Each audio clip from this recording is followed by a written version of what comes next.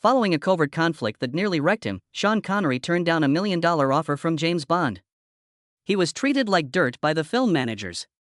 He gave away his entire income to get away from the paparazzi who were following him around all the time. Despite their entreaties to return with $5.5 million, he slammed the door shut. Now, we are aware of the unpleasant reality of his departure. August 25, 1930, saw the birth of Sean Connery in Edinburgh, Scotland, in the Fountainbridge neighborhood. Connery, Thomas Sean, was his complete name. His two boys were all older than him. His father, Joseph, was a truck driver and industrial worker. His mother was a laundress named Euphemia. In a tenement building, they had a tiny two-room apartment without indoor plumbing.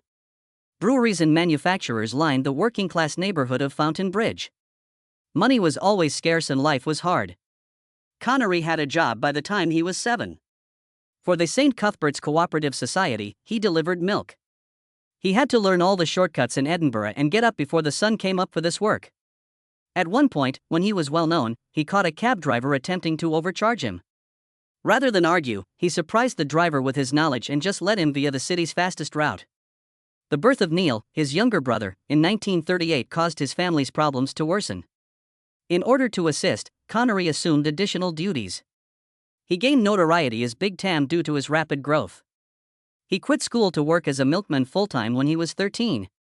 He didn't need an education as much as his family needed the money. Connery made his Royal Navy debut at the age of 16. Despite his 12-year plan, things did not work out as intended. His serious stomach ulcers led to his discharge after only 3 years. A family history of the illness. 2 tattoos he received while serving in the Navy read, "Scotland Forever" and "In Dad." They were permanent on his skin and served as a reminder of his origins. He needed a job, so he returned to Edinburgh.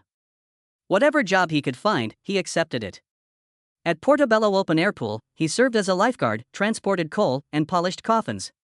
I even pretended to be naked for Edinburgh College of art students. He needed more, but these gigs helped with the expenses. When he was 21, bodybuilding became his new obsession. He began training under former British Army gym instructors at the Dunedin Weightlifting Club in Edinburgh. He was noticeable due to his muscular physique and 6'2" height.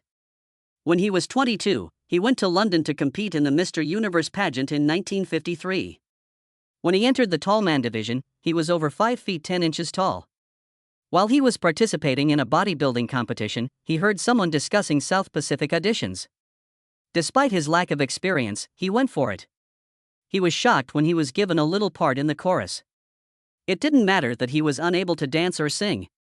He had a more prominent role by the time the production made it to Edinburgh.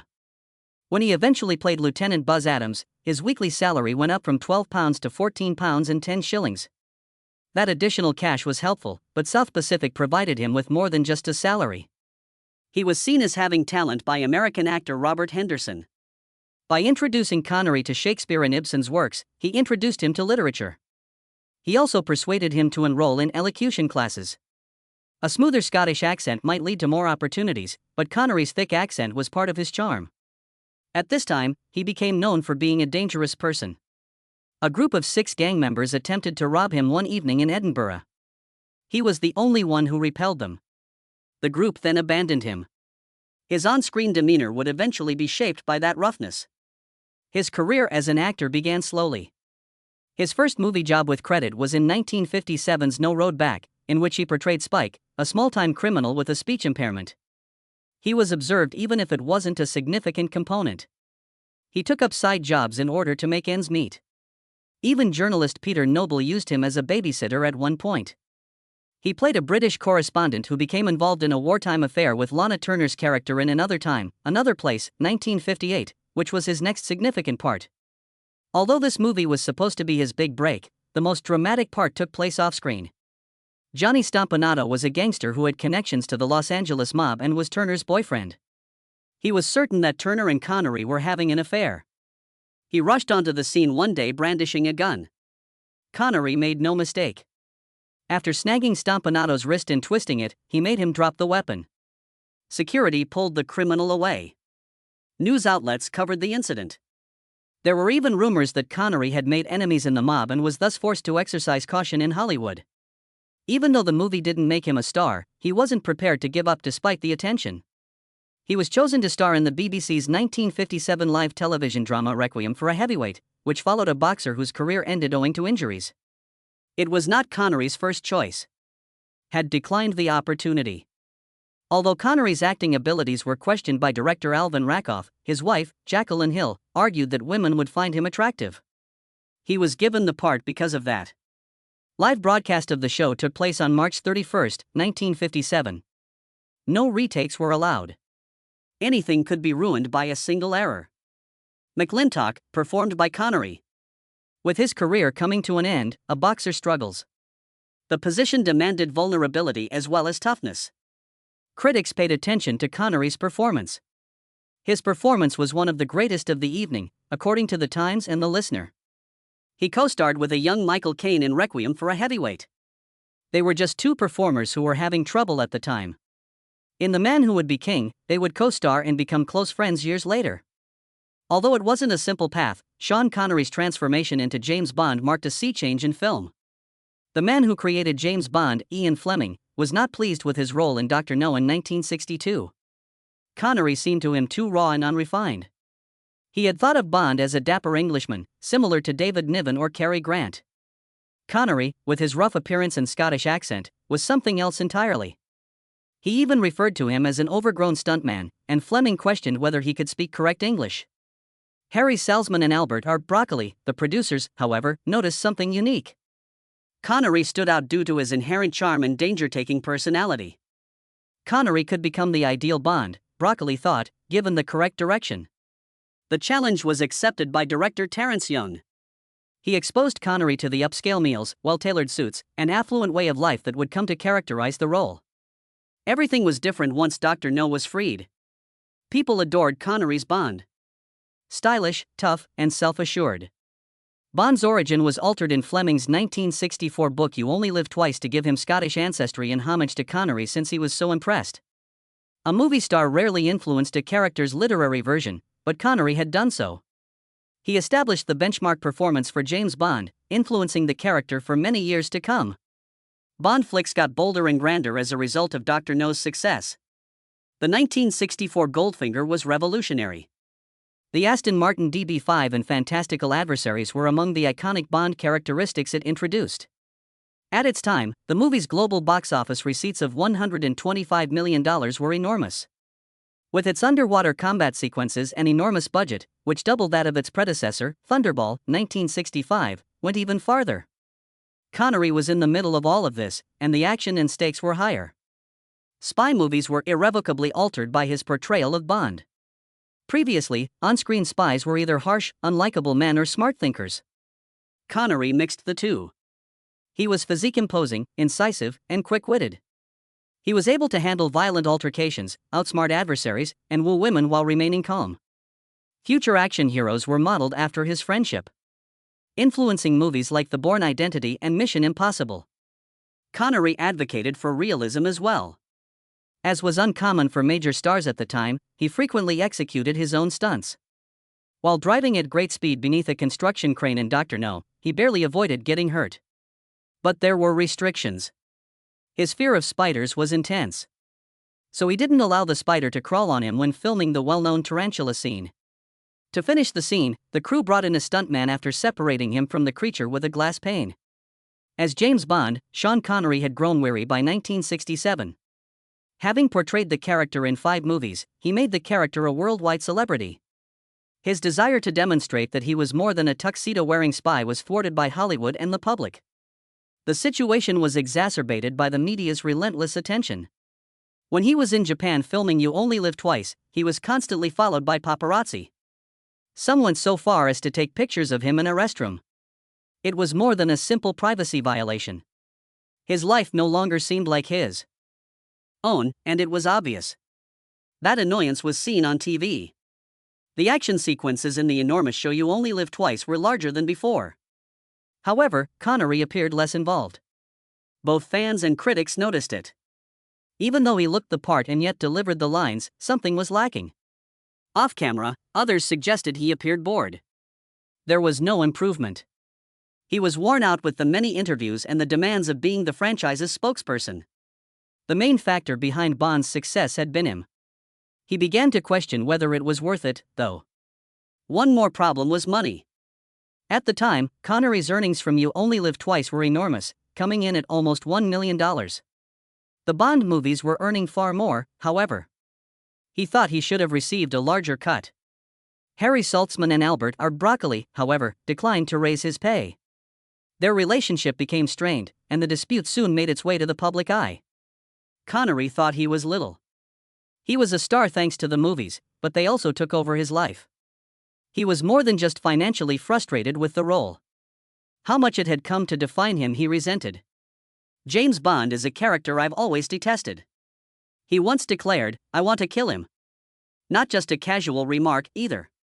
His desire to escape was evident in it.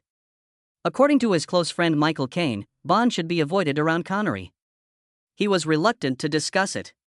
He desired to get over it. Following the conclusion of filming, Connery made his choice. His relationship with Bond was over. The only option available to the producers was to hire a new actor. Among them was George Lazenby, a model who has no performance experience. Though the move wasn't easy, he starred in On Her Majesty's Secret Service in 1969. By the time the film was released, Lazenby had already made the decision to leave because of his disagreements with the production crew. One movie was his Bond. The franchise struggled to continue without Connery, but he was gone. Quickly, they needed a new Bond. The Persuaders was being filmed by Roger Moore, so they searched elsewhere. As the future 007, they even named American actor John Gavin. The head of United Artists, David Picker, had a different idea. He realized that the magic could only be restored by one actor. Connery was what he wanted. In 1967, following You Only Live Twice, Connery had departed the franchise. The producers had irritated him. And sick of being categorized. It was not his plan to return. Picker made a direct offer to Connery and his agent, however, bypassing producers Albert R. Broccoli and Harry Saltzman. One of the most significant transactions in Hollywood history ensued. Connery consented to come back for a $1.25 million compensation, which was a record. It exceeded Dr. No's entire 1962 budget, to put that into context. Also, he received 12.5% of the movie's total earnings. The box office receipts for Diamonds Are Forever came to $116 million, leaving Connery with an extra $14 million.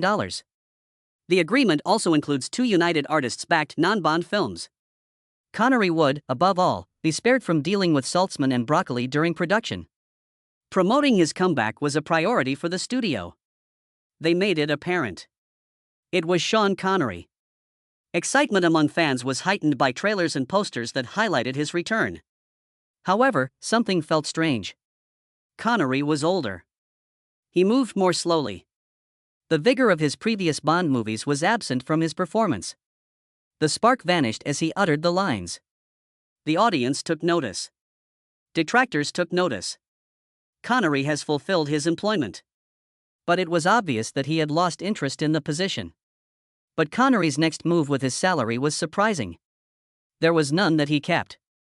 Instead, in 1971, he founded the Scottish International Education Trust with his Diamonds Are Forever salary. Because he had had few possibilities growing up, he wanted to assist others from going through what he had. The fund offered financial assistance to gifted Scots who were unable to pay for further study. Tuition, travel expenses, books, and other educational requirements were covered. Connery collaborated with individuals such as Sir Jackie Stewart, a legendary figure in racing, to launch it. Connery made it plain that he was done with Bond, even though the movie earned a profit. The fame of portraying 007 had never appealed to him. The role felt like a trap to him. And dissatisfied with how the franchise was managed, he declined right away when the producers offered him $5.5 million to return for Live and Let Die in 1973. Connery had no interest in Bond, despite the fact that that was an astounding amount at the time. Though he didn't like the franchise's shift toward a lighter, more humorous tone, he approved of Roger Moore taking control. Before the movie was even made, the tale behind Never Say Never Again began decades before. Screenwriter Jack Whittingham and Ian Fleming collaborated with Kevin McClory to produce the first James Bond film in the late 1950s. Although Fleming never proceeded with their project, he used their script as the basis for his 1961 book Thunderball without giving Whittingham or McClory any credit. In 1963, that resulted in a significant court battle. According to McClory, he was entitled to the Thunderball narrative. Fleming retained the rights to the novel, but the court agreed, allowing him to make movies based on Thunderball. After that, McClory co-produced Thunderball in 1965 with Eon Productions. However, he was legally prohibited from directing another Bond movie for a decade. After that restriction was lifted, he began working on his own Bond film. This endeavor resulted in the 1983 Thunderball remake, Never Say Never Again. But it wasn't easy to make the movie. McClory was forced to refrain from utilizing anything that would result in another litigation because Eon still owned the majority of the Bond trademarks. Although he was permitted to utilize Blofeld Inspector, he was not permitted to use QM or the well-known gun barrel opening. After the movie came out, McClory continued to push for greater authority. He asserted that the persona was partially his own and that his screenplay had influenced the cinematic link. Despite his allegations being dismissed by the courts, he persisted in pursuing legal challenges for decades. He fought against Eon till his passing in 2006. 2013 saw the dispute's final resolution, when his successors surrendered Eon the remaining Thunderball rights, ending a more than half-century-long court battle. When Sean Connery returned as James Bond, it was one of the major surprises of Never Say Never Again. Following the release of Diamonds Are Forever in 1971, he had vowed never to reprise the part. He was unable to turn down an offer from producer Jack Schwartzman, though. An upfront payment of $3 million. Around $8 million today, in addition to creative control over important aspects of the movie, writing input, casting approval, and a portion of the earnings. Connery had always argued with Eon about artistic choices, thus this agreement allowed him the autonomy he had always desired. Connery was heavily influenced by the movie. He suggested Kim Basinger for Domino and Klaus Maria Brandauer for Largo. He was close to Irvin Kershner, the director. Helped mold the conversation and tone. The title, Never Say Never Again, was a parody of his previous remarks. To remind him that he should never say never, his wife, Micheline, had proposed it. In contrast to Roger Moore's smoother, more lighthearted portrayal of Bond and Octopussy at the same time, Connery, at 52, portrayed a more seasoned Bond. The movie was a financial hit. Its global box office success of almost $160 million demonstrated that Connery's relationship was still appealing to viewers. Despite the positive box office performance, the film's production was a very unpleasant experience. Problems plagued the project behind the scenes. Schwartzman had no prior experience producing movies, even though he was an expert in law. David Tomlin, the assistant director, and Connery were left with a lot of responsibility, whose intervention was necessary to maintain order. Once again, the script was a failure. Flash Gordon's creator, Lorenzo Semple Jr., was the first writer to leave because of creative disagreements.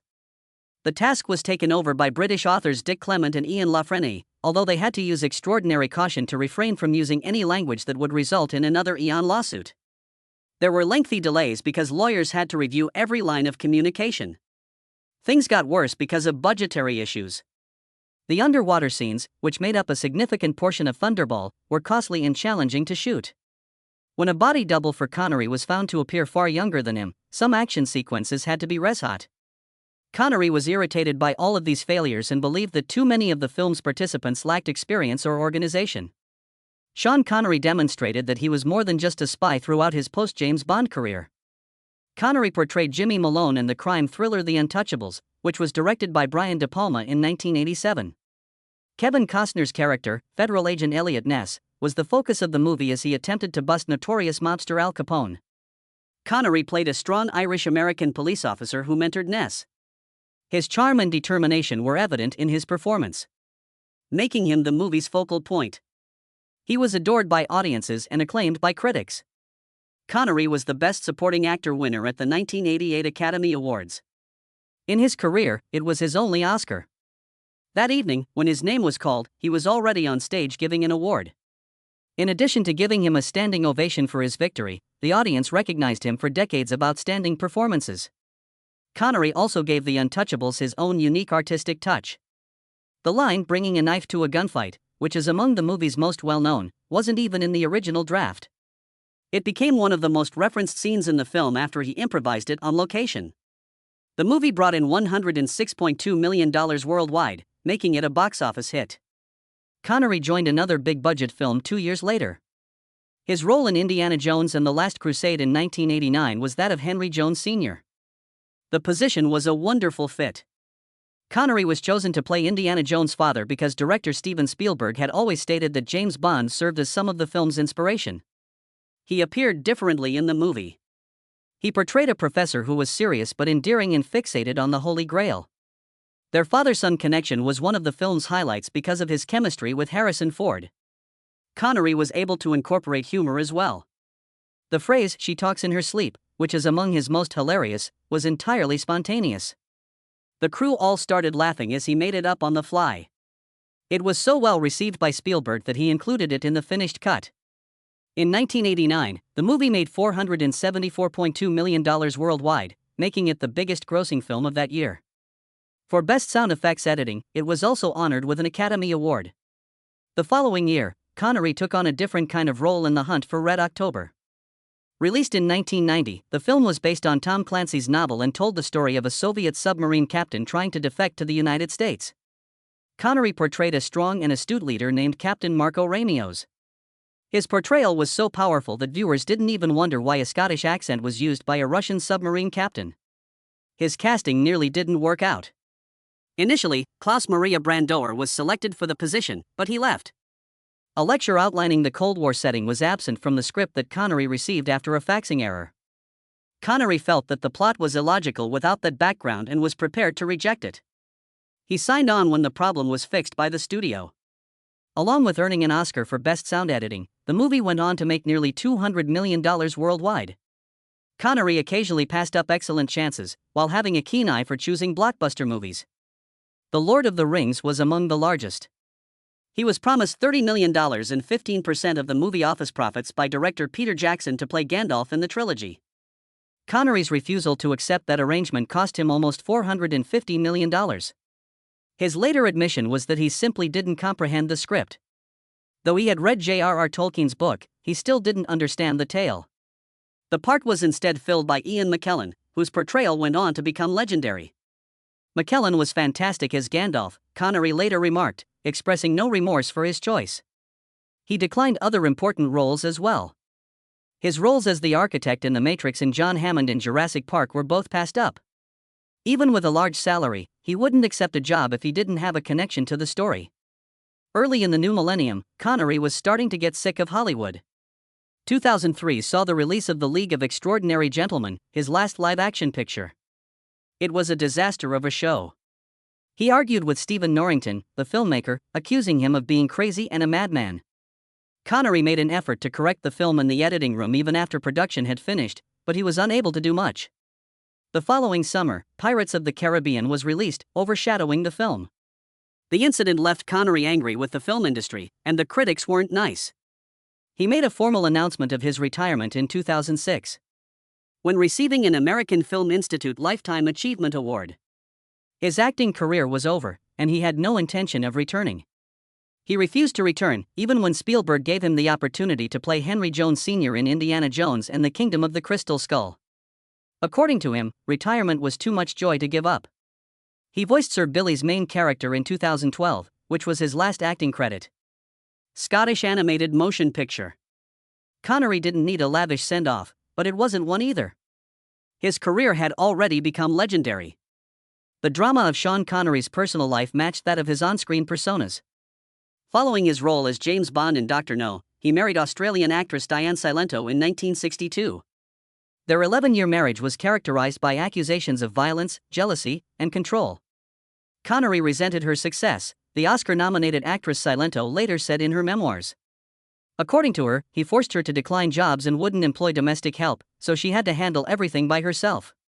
Connery and Silento separated in 1971, and in 1973 they formalized their divorce. She persisted in talking about the abuse she endured after they broke up. According to her, Connery became insecure and domineering due of his celebrity. Connery's story came to light again after her death in 2011, highlighting the more sinister aspects of her life. Connery had already spent more than 35 years with his second wife, Micheline Roquebrune, by that point. They got married in 1975 after meeting in 1970 at a Moroccan golf tournament. In contrast to Connery, who hardly understood either language, she was a French-Moroccan painter who was fluent in both French and Spanish. They jokingly remarked that in the beginning of their relationship, they used body language to communicate. Before Connery passed away in 2020, they were married. No public accusations of abuse were made, unlike in his first marriage.